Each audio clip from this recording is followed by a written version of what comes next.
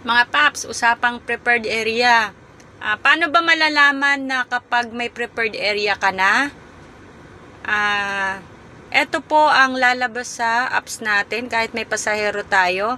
Magkakaroon po siya ng notification. Ayan, ibig sabihin po na unlock na yung isang prepared areas. Ibig sabihin meron na akong isang prepared areas. Ngayon lumalabas yan. Hindi yan mawawala. Yung nakalagay dyan na notification hanggat hindi mo siya kinocross siya, ine-exit itong X na yan. Ayan, pindutin lang natin yan at mawawala na yan sa apps natin. Ganyan lang yan. Pindutin lang din natin. Yan. Ganyan lang siya. Wala na siyang nawala siya.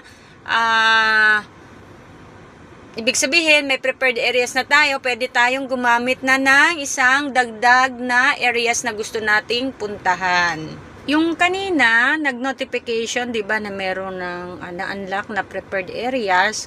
Ngayon, mache-check mo siya dito. Kasi wala na nga tayong pasahero, bumaba na. Ngayon, mache-check mo yan dito sa apps natin. Ayan, dito. Pindutin mo lang yan. Ayan o, nagka-prepared areas na siya.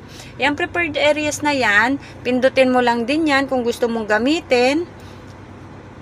Ayan, pipindutin mo siya. Ngayon, pwede kang mag-click dyan kahit ilan ang area na gusto mo. Pero, pag na-click mo siya, kahit ilan yan, marami kang ni-reserve dyan, pero isa lang din ang ibibigay na area sa'yo. Yun yung kagandahan kasi parang pin-location kagad yung ibibigay sa'yo ni Grab sa napili mong prepared areas. Yun ang kagandahan. Kaya kung gusto mo talagang umuwi, ito yung magandang pamato na gamitin para makauwi ka sa area mo. Yung prepared areas. Ayan po, sample lang din po yung prepared areas na yan. Yan o. Makakapili ka dyan. Isa lang talaga ang ibibigay sa'yo. Kaya yan ang sample ng prepared areas natin.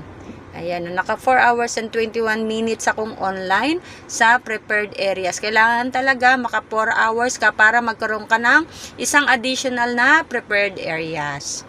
Ayan po ay isang sample ko na naman sa inyo sa prepared areas.